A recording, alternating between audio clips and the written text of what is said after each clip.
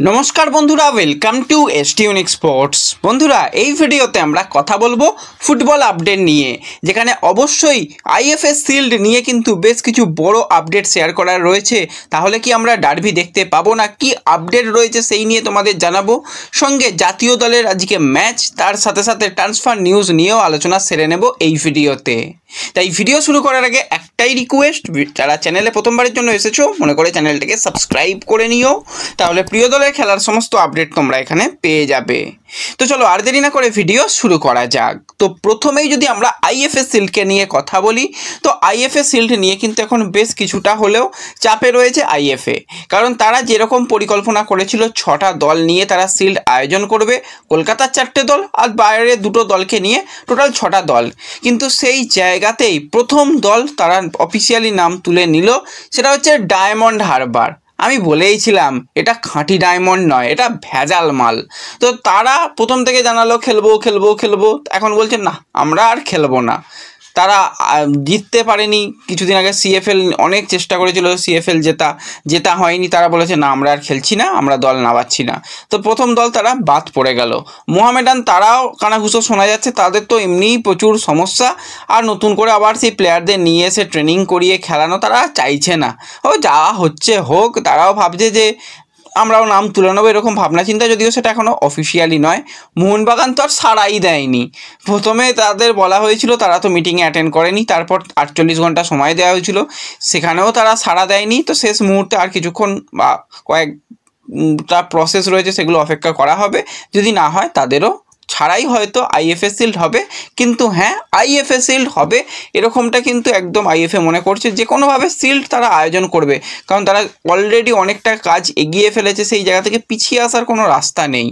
যদি একান্তই এই 3টি দল না খেলে, তো সেক্ষেত্রে সেই জায়গাতে অন্য কোনো দলকে নেওয়া হবে। সেক্ষেত্রে কিন্তু যেগুলো সিএফএলের দল থেকে কিছু দল হয়তো থাকবে, আইএসএলের কিছু দলকে অ্যাপ্রোচ করা হয়েছে, যেখানে আমি তোমাদের আগেই বলেছিলাম নর্থ ইস্ট, জামশেদপুর, বেঙ্গালুরু, এই সমস্ত দলকে অ্যাপ্রোচ করা হচ্ছে। তো সব মিলিয়ে মিশিয়ে কিন্তু আইএফএ শিল্ড হওয়ার একটা চিন্তাভাবনা রয়েছে। আর মোহনবাগান সুপার জায়েন্ট ভাই কীভাবে জানি না, তারা শুধু জানে যে আইএসএলটা খেলতে হবে, বাদে বাকি টুর্নামেন্ট যেখানে ইচ্ছা হোক সে দেখার দরকার নেই, আইএসএলটা খেলতে হবে। বাদ বাকি শিল্ড হোক বা ডুরান্ড হোক, সুপার কাপ হোক, তাদের কাছে কোনো গুরুত্বপূর্ণ ব্যাপার নয়। আর তো সেক্ষেত্রে যদি না তারা দল নামায়, তো সেক্ষেত্রে ডার্বি হবে না, তো সম্ভাবনা অনেকটাই কমে গেছে। এবং কথাই যখন বলছি মোহনবাগান সুপার জায়েন্টকে নিয়ে, তো একটুখানি বলে রাখি, তারা যেরকমটা বলছিল তাদের বিদেশি প্লেয়াররা নাকি ভিসাই পাবে না, না সেই ব্যাপারটা সম্পূর্ণ মিথ্যা। সমস্ত প্লেয়ার ভিসা পাবে। এবার কোনো প্লেয়ারকে তো জোর করে নিয়ে যাওয়া হবে না যে চলো তোমাকে খেলতেই হবে। তো সেক্ষেত্রে অস্ট্রেলিয়ান যে সমস্ত প্লেয়ারগুলো রয়েছে বা টম অলরেড, তারা কিন্তু নিজেরা হয়তো যেতে নাও পারে, সেটা সম্পূর্ণ তাদের উপর ব্যক্তিগত ব্যাপার। আর বাদবাকি বিদেশিরা নাকি আবার চোটগ্রস্ত রয়েছে, সেখানে অ্যালবার্টো রড্রিগেস, তার চোট রয়েছে, আর এখনও পর্যন্ত ফিটনেস সমস্যায় ভুগছে রবসন রবিনো।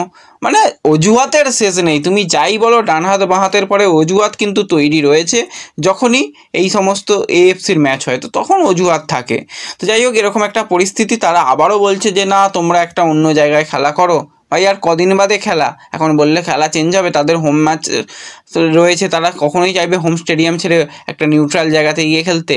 যদি আজকে মোহনবাগান কি ওরা বলে যে না আমরা যুব ভারতীতে খেলবো না, চলো এই খেলাটা নিয়ে চলে যাওয়া হোক অন্য কোনো একটা জায়গায়, তো যাবে? কখনোই নয়। তো সেক্ষেত্রে তারাও এটা করবে না। এবার তারা যাবে কি না যাবে, গিয়েও কি করবে না করবে, সেই দিকে আমাদের নজর থাকবে। কিন্তু ব্যাপার স্যাপার মোটেই ভালো নয়, এগুলো আগে থেকে ভাবনা চিন্তা করা যেতে পারতো। তো এর সাথে সাথে যদি আমরা একটুখানি কথা বলি আজকে সাফ আন্ডার-17 চ্যাম্পিয়নশিপের ম্যাচ নিয়ে, তো আজকে তো আমাদের রয়েছে সেমিফাইনাল। আজ ঠিক সন্ধ্যা 7:30 থেকে ইন্ডিয়া মুখোমুখি হবে নেপালের সঙ্গে। সেমিফাইনাল 2, সেমিফাইনাল 1-এ রয়েছে ভাই ভাই, অর্থাৎ বাংলাদেশ পাকিস্তান, তারা সেমিফাইনাল 1 খেলবে এবং সেমিফাইনাল 2 আমরা খেলবো। তো যারা জিতবে তারা তো অবশ্যই ফাইনালে যাবে। এবং যদি আমরা কথা বলি, তো নেপালও কিন্তু ভালোই খেলেছে তাদের গ্রুপ স্টেজের ম্যাচগুলোতে মোটামুটি তারা ঠিকঠাক পারফরমেন্স দিয়ে তারা আসছে এবং তারা দুটো ম্যাচের মধ্যে একটা জিতেছিল, একটা তারা হেরে খেলতে আসছে। তো সেই জায়গায় ইন্ডিয়া তো ভালোই ম্যাচ খেলেছে, 3টে ম্যাচে 3টেই জিতেছে। ইন্ডিয়া তো ফেভারিট হিসাবেই নামবে। তো এই ম্যাচ খেলা দেখার ব্যবস্থা আমাদের সোশ্যাল মিডিয়া পেজে করে দেবো। যারা চ্যানেলে নতুন আসছো তাদের কাছে একটাই রিকোয়েস্ট, পিন কমেন্টে টেলিগ্রাম চ্যানেল, হোয়াটসঅ্যাপ চ্যানেলের লিঙ্ক থাকবে, সেখান থেকে তোমরা জয়েন হয়ে যাবে। সেখানে কিন্তু সমস্ত খেলা দেখার ব্যবস্থা পেয়ে যাবে। তো আশা করছি আজকে আমাদের অনূর্ধ্ব 17 দলের প্লেয়াররা একটা খুব ভালো ম্যাচ খেলবে এবং তারা অবশ্যই ফাইনালে কোয়ালিফাই করবে। তো আজকের ম্যাচের রেজাল্ট কী হবে, স্কোর লাইন প্রেডিকশন সকলে করে যেও। যাদের প্রেডিকশান মিলে যাবে তাদের নাম কিন্তু পরবর্তী সময় অবশ্যই শেয়ার করা হবে। তাই যারা যারা ভিডিও দেখছো তারা কিন্তু স্কোর লাইন প্রেডিকশান করতে কেউ ভুলো না। এবং এর সঙ্গে সঙ্গে যদি আমরা একটুখানি ইস্টবেঙ্গলকে নিয়ে কথা বলি, তো ইস্টবেঙ্গলের সিনিয়র দল কিন্তু তাদের প্রস্তুতি পর্বে কোনো রকম খামতি নেই, তারা ঠিকঠাক রকম প্রস্তুতি করছে। কিন্তু সেই জায়গাতেই সৌভিক চক্রবর্তীকে নিয়ে একটুখানি চিন্তা তৈরি হয়েছে, কারণ গোড়ালির ইনজুরির কারণে বেশ কিছুদিন ধরেই প্র্যাকটিস করতে পারছে না সৌভিক চক্রবর্তী। সিএফএলের সুপার 6-এর ম্যাচেও তো নামেনি।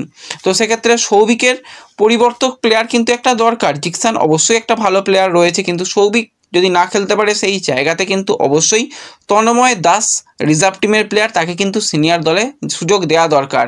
এর আগেও আমরা দেখেছিলাম দীপ সাহার কথা হয়তো অনেকের মনে থাকবে, ইস্টবেঙ্গলের মিডফিল্ডে দুর্দান্ত খেলতো। দীপ চোট যখন পায় সেই জায়গায় তন্ময় এসে লাস্ট 2 বছর তন্ময় যা খেললো সত্যি খুবই ভালো পারফরমেন্স। তো তাকে যদি একটুখানি ব্যাকআপ অপশান হিসাবে সৌভিক চক্রবর্তীর ভাবা হয়, খুব একটা খারাপ অপশান হবে না, প্লেয়ারদের সুযোগ দিতে হবে। তো সেই জায়গায় অবশ্যই তন্ময় দাস কিন্তু একটা ভালো অপশান, এবং একজন বাঙালি প্লেয়ার এলে সেটা খুবই ভালো ব্যাপার হবে। এবং এর সাথে সাথে আমরা দেখতে পেয়েছি যে পুজো উদ্বোধনে কিন্তু আনোয়ার আলী, মোহাম্মদ রাশিদ এবং সৌভিক চক্রবর্তী একসাথে কিন্তু বেশ কিছু পুজো প্যান্ডেল উদ্বোধন করেছে, খুবই ভালো লাগছে। এছাড়া ইস্টবেঙ্গলের মহিলা দলের অনেক ফুটবলাররাই ছিল, তারা মিলে পুজো উদ্বোধন করেছে একটা। তো ভালো, এটা একটা খুবই ভালো ব্যাপার, কারণ পুজো এসে গেছে, সকলের মনে একটা পুজো পুজো ভাব। হ্যাঁ, এবছরটা কীরকম একটু ম্যাড় পুজো লাগছে, তবু ঠিক আছে, পুজো তো পুজোই হয়। তো সেই জায়গায় কিন্তু প্লেয়াররাও সেই জায়গাতে গেছে এবং সেখানে গিয়ে তারাও গা ভাসাচ্ছে। এবং এর সাথে সাথে আমরা যদি একজন বিদেশি প্লেয়ারকে নিয়ে কথা বলি, তো 28 বছর বয়সী স্প্যানিশ ডিফেন্সিভ মিডফিল্ডারের প্লেয়ার মার্টিনেস হান্ডারেজ। তো সেই প্লেয়ার কিন্তু সে স্পেনেই মূলত খেলেছে, 3rd tyre league 4th tyre লিগের ক্লাবে খেলে আসছে। এই প্লেয়ারকে নেবার ব্যাপারে কিন্তু একটা সময় শোনা গিয়েছিল যে কিবু ভিকুনা ইন্টারেস্ট শো করেছিল, তাকে অ্যাপ্রোচ করার চেষ্টা করেছিল ডায়মন্ড হারবারে নিয়ে আসার জন্য, কিন্তু সেই জায়গাতে বাজিমাত করলো কিন্তু এবার আই লিগের ক্লাব গোকুলাম কেরালা। তারাও কিন্তু এরকম একজন ডিফেন্সিভ মিডিওকে চাইছিল যার বয়সটা কম হবে এবং সে মাঝমাঠটাকে ডমিনেট করতে পারবে। সেই জায়গাতেই কিন্তু এই মার্টিনেজকে এবার অফিসিয়ালি গোকুলাম কেরালা সাইন করিয়ে নিয়েছে। তো পরবর্তী সিজনে কিন্তু আমরা গোকুলাম কেরালার জার্সি গায়ে এই মার্টিনেজকে খেলতে দেখব। তো প্লেয়ারটা যেরকম প্রোফাইল নিয়ে আসছে দেখে তো ভালো লাগছে, যদি ভালো পারফরমেন্স করতে পারে তাহলে কিন্তু সেটা গোকুলামের জন্য যথেষ্ট একটা ভালো ব্যাপার হবে, সেটুকু মনে হয়। তো অবশ্যই আমরা চাইবো সেই প্লেয়ারটা ভালো পারফরমেন্স করুক। এবং হ্যাঁ, গোকুলাম কেরালা তারাও কিন্তু শোনা যাচ্ছে যেরকমটা যদি সব কিছু ঠিকঠাক থাকে তারা কিন্তু আইএফএ শিল্ডে অংশগ্রহণ করবে। তো সেই জায়গাতেও আমরা দেখতে পারবো কীরকম তারা দল গঠন করেছে। তো ব্যাস এই ভিডিওতে এটুকুই আপডেট শেয়ার করার ছিল। ভিডিও ভালো লাগলে লাইক শেয়ার করে দিও। দেখা হবে পরবর্তী ভিডিওতে। ধন্যবাদ।